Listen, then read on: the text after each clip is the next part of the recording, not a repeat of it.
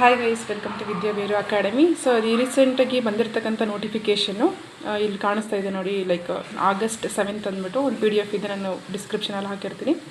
ಏನಂತ ಇದೆ DCET ಸ್ಟೂಡೆಂಟ್ಸಿಗೆ ಅಂತಂದರೆ, ಮೊದಲನೇ ಹಾಗೂ ಎರಡನೇ ಸುತ್ತಿನಲ್ಲಿ ಯಾವುದೇ ಸೀಟು ಪಡೆದಿಲ್ಲದಿರುವ ಅಭ್ಯರ್ಥಿಗಳು ಹೊಸದಾಗಿ ಆಪ್ಷನ್ಗಳನ್ನು ದಾಖಲಿಸಿ ಭಾಗವಹಿಸಬಹುದು. ಮೀನ್ಸ್ ಇದು ಥರ್ಡ್ ರೌಂಡ್ ಬಗ್ಗೆ. ಯೂಶ್ವಲ್ ಆಗಿ ಡಿಪ್ಲೊಮಾ CET ಅಂತಂದರೆ ಓನ್ಲಿ 2 ರೌಂಡ್ಸ್ ಇರ್ತಾಯಿತ್ತು. ಓನ್ಲಿ KCET ಸ್ಟೂಡೆಂಟ್ಸಿಗೆ ಮಾತ್ರ 3 ರೌಂಡ್ಸ್ ಇರ್ತಾಯಿತ್ತು. ಬಟ್ ಈ ಸಲ DCET ಅವರು ಕೂಡ ಥರ್ಡ್ ರೌಂಡ್ ಮಾಡಿದ್ದಾರೆ. ಸೊ ಯಾರ್ಯಾರಿಗೆಲ್ಲ ಫಸ್ಟ್ ರೌಂಡ್ ಮತ್ತು ಸೆಕೆಂಡ್ ರೌಂಡಲ್ಲಿ ಸೀಟ್ ಅಲಾಟ್ಮೆಂಟ್ ಆಗಿಲ್ಲ, ಆ ಒಂದು ಕ್ಯಾಂಡಿಡೇಟ್ಸ್ ಏನು ಮಾಡ್ಬೋದು, ಮತ್ತೆ ಹೊಸದಾಗಿ ನೀವು ಆಪ್ಷನ್ ಎಂಟ್ರಿಗಳನ್ನು ಕೊಟ್ಬಿಟ್ಟು ಮತ್ತೆ ಥರ್ಡ್ ರೌಂಡಲ್ಲಿ ನೀವು ಭಾಗವಹಿಸ್ಬೋದು.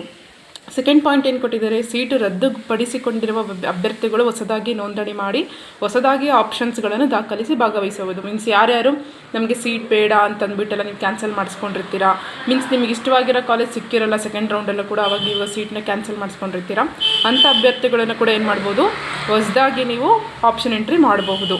ಓಕೆ, ಮೀನ್ಸ್ ರಿಜಿಸ್ಟ್ರೇಷನ್ ಮಾಡ್ಕೊಂಬಿಟ್ಟು ಆಪ್ಷನ್ ಎಂಟ್ರಿ ಮಾಡಬೇಕು ಅಂತ ಹೇಳ್ತಾ ಇದ್ದಾರೆ.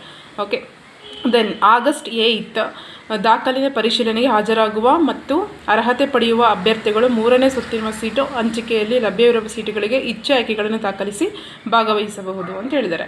ಅಂದರೆ August 12ನೇ ತಾರೀಕು ನೀವು ಡಾಕ್ಯುಮೆಂಟ್ ವೆರಿಫಿಕೇಷನ್ಗೆ ಹೋಗಬೇಕು.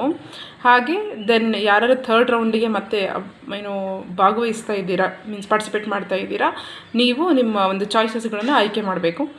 ಆರ್ಕಿಟೆಕ್ಚರ್ ಕೋರ್ಸ್ಗೆ ರ್ಯಾಂಕ್ ಪಡೆದಿರುವ ಅಭ್ಯರ್ಥಿಗಳು ಇಚ್ಛೆ ಹಾಗೂ ಆಯ್ಕೆಗಳನ್ನು ದಾಖಲಿಸಿ ಭಾಗವಹಿಸಿದ್ದು ಆರ್ಕಿಟೆಕ್ಚರ್ ಆರ್ಕಿಟೆಕ್ಚರ್ ಅದು BTech ಅಂತ ಬರುತ್ತಲ್ಲ ಆರ್ಕಿಟೆಕ್ಚರ್ದಲ್ಲಿ, ಅದರಲ್ಲಿ ಅದೇ ನಿಮಗೆ ನೆಸೆಸಿಟಿ ಇಲ್ಲ.